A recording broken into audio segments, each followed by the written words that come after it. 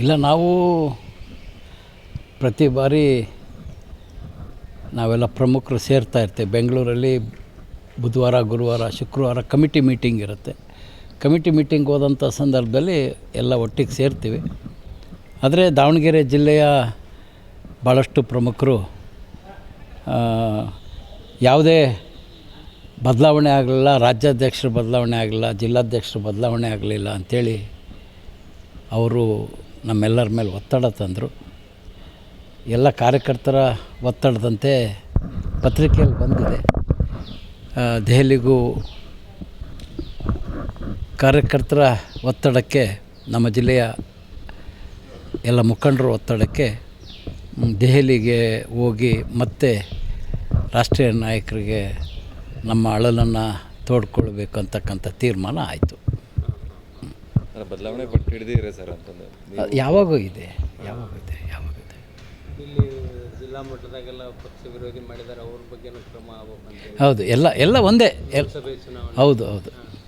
ನಾವೇನು ಪ್ರಾರಂಭ ದಿನದಿಂದ ನಮ್ಮ ಹೋರಾಟ ಏನಿತ್ತು ಆ ನಿಲುವಿನಲ್ಲಿ ಯಾವುದೇ ಬದಲಾವಣೆ ಇಲ್ಲ. ವರಿಷ್ಠರಿಗೆ ಅದೇ 1ನೇ ತಾರೀಕು 2ನೇ ತಾರೀಕು ಡಿಸೆಂಬರ್ 1 or 2 ಹೋಗ್ತಾ ಇದ್ದೀವಿ.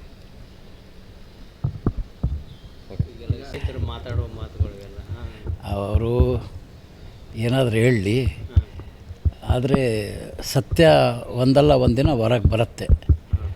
ಪಕ್ಷ ಆದರೂ ಕೆಲಸ ಮಾಡಿದವ್ರಿಗೆ ಶಿಕ್ಷೆ ಆಗತ್ತೆ, ತಡ ಆಗ್ಬೋದು ಅಷ್ಟೇ, ಶಿಕ್ಷೆ ಆಗತ್ತೆ ಅನ್ನೋ ವಿಶ್ವಾಸ ಇದೆ. ಸತ್ಯಕ್ಕೆ ಜಯ ಇದೆ. ಏನಂದ್ರಿ? ಅಂದರೆ 50 ವರ್ಷ ಆದರೆ ಏನು ಮಾಡೋಕ್ಕಾಗತ್ತೆ, ಕಾಯಬೇಕು, ಕಾಯ್ತೀವಿ. ಕಾಂಗ್ರೆಸ್ ಪಕ್ಷದ ಆಂತರಿಕ ವಿಚಾರ ಇವತ್ತು ಪತ್ರಿಕೆಯಲ್ಲಿ ನೋಡಿದೆ.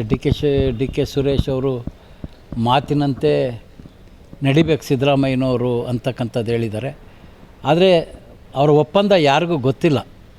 ಅವ್ರ ಒಪ್ಪಂದ ಗೊತ್ತಿರ್ತಕ್ಕಂಥದ್ದು ಕಾಂಗ್ರೆಸ್ ಹೈಕಮಾಂಡು ಮತ್ತು ಡಿ ಕೆ ಶಿವಕುಮಾರು ಸಿದ್ದರಾಮಯ್ಯನವ್ರ ನಡುವೆ ಇರ್ತಕ್ಕಂಥದ್ದು ಯಾರಿಗೂ ಗೊತ್ತಿಲ್ಲ. ಇವತ್ತು ಡಿ ಕೆ ಸುರೇಶ್ ಹೇಳಿರೋದ್ರಿಂದ ನಿನ್ನೆಯಿಂದ ಈ ಹೊಸ ಬೆಳವಣಿಗೆ ಆಗಿದೆ.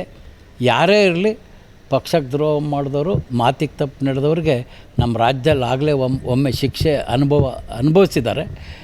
ಮಾತಿಗೆ ತಪ್ಪಿದರೆ ಅವ್ರಿಗೆ ತೊಂದರೆ ಆಗುತ್ತೆ.